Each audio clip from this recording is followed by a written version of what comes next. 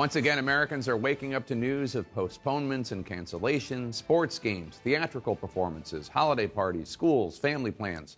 As COVID-19 cases, hospitalizations, and deaths are rising again throughout the country.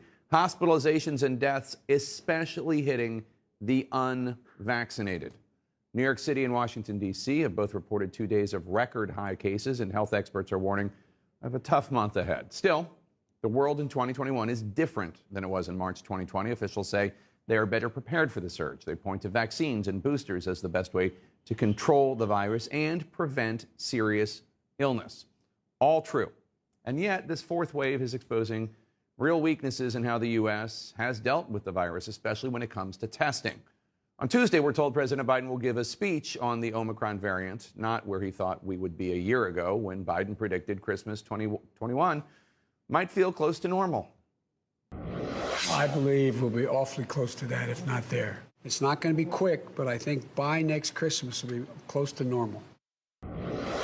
Joining me now, the Chief Medical Advisor to President Biden, Dr. Anthony Fauci. Dr. Fauci, thanks for joining us. If you could go back in time to President-elect Biden in that clip, would you tell him that we need a bigger multinational effort to vaccinate the world so as to stop mutations? We need to flood the country with free at-home rapid testing. We need to enlist as many Trump allies as possible to promote the vaccines, and that we should not declare independence from the virus in July, even if things look good.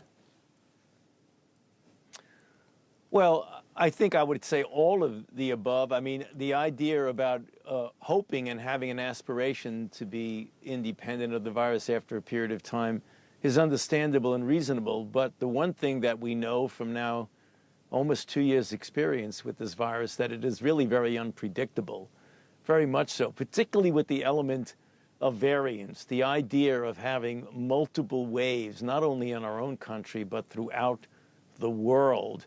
First an Alpha, and then a Delta, and then now an Omicron. It really is something that is very much unprecedented when you think about the terms of outbreaks.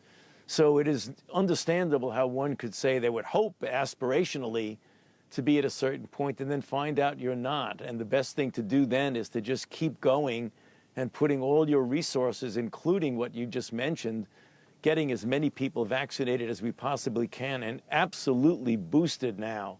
Because when you look at Omicron and what it's doing, the protection from like a 2-dose mRNA vaccine is quite good, particularly against severe disease. But when you get to Omicron, the protection significantly goes down. But the good news is when you boost someone, it goes right back up. And that's the reason why there's such an emphasis on the part of all of us. I know I've been saying it every day, multiple times a day, the importance of getting boosted, particularly in the situation that we're in with Omicron. Well, that's why some people say that the booster should now just be included as fully vaccinated. They want to change the definition. It was the extent of the mutations and the amino acid substitutions in Omicron, which is really unprecedented. It kind of came out of nowhere, where you have a virus that has 50 mutations, 30 of which are in the spike protein and 10 or 12 of which are in the receptor binding domain. I mean, to me, that's really quite unprecedented. So that's something you would not have anticipated. But we certainly were anticipating that there were going to be variants, because when you have so many so much replication going on in the community, if you give a virus enough opportunity to replicate, you know it's going to ultimately mutate, and sometimes those mutations wind up being a new variant, and that's exactly what happened with Delta, and certainly that's what happened with Omicron. The Biden administration does seem to be falling short when it comes to testing. As these cases are spiking, many Americans are stuck in long lines. Many pharmacies are sold out of the rapid at-home tests, not to mention, of course, they're expensive. The White House has even mocked the idea of sending tests to every American. Is the state of testing in the United States acceptable to you? Well, we got to do better. I mean, we are doing better. If you look now compared to where we were a year ago, it's extraordinarily much different in the positive sense. We now have multiple at-home tests available when we virtually had none a year ago. But we do need to do better. The government now, the federal government, has been investing now several $billions to make anywhere from 200 million to 500 million tests available per month. Many of them free. They're going to be at 10,000 centers that are going to be giving out free tests. So we're going to be going in the right direction. We do, and I've said that myself many times, Jake, that we really need to flood the system with testing. We need to have tests available for anyone who wants them, particularly when we're in a situation right now where people are going to be gathering, even though they are vaccinated and boosted. They may want to go that extra step, that extra mile, to know that when we have people coming into the home where they're going someplace, that you could know in 15 minutes whether or not you're positive. President Biden said the unvaccinated are, quote, looking at a winter of severe illness and death. Michael Osterholm says a viral blizzard is coming. Where is the pandemic headed right now? Do you expect new record high numbers for cases? And what about hospitalizations and deaths? Yeah.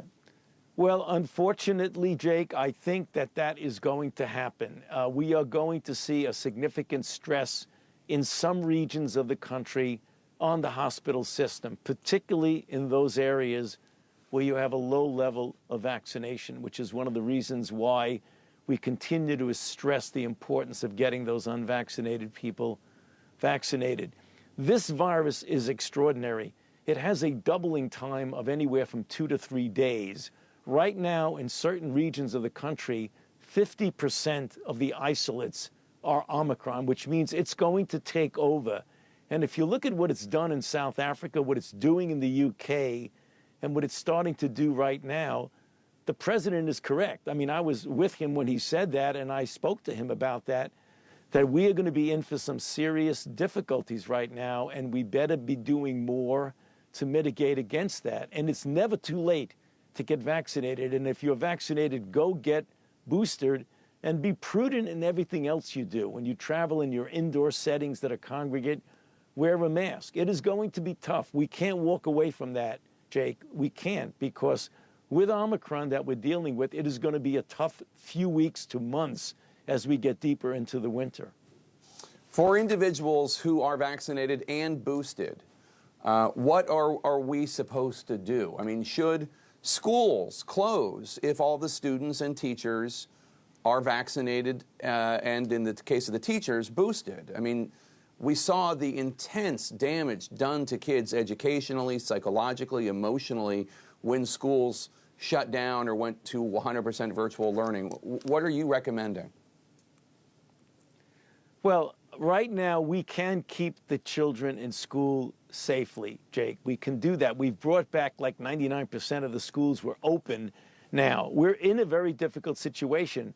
What the CDC came out with literally just a day or two ago was the test to stay situation, where it does work, where if you are exposed to a child in a school, rather than having to quarantine or take all the children out of school, you can test the children, and if they are negative, they can stay in school. We are trying as best as we possibly can to keep the schools open for the reasons that you just gave correctly of the deleterious effects of having to close the schools down.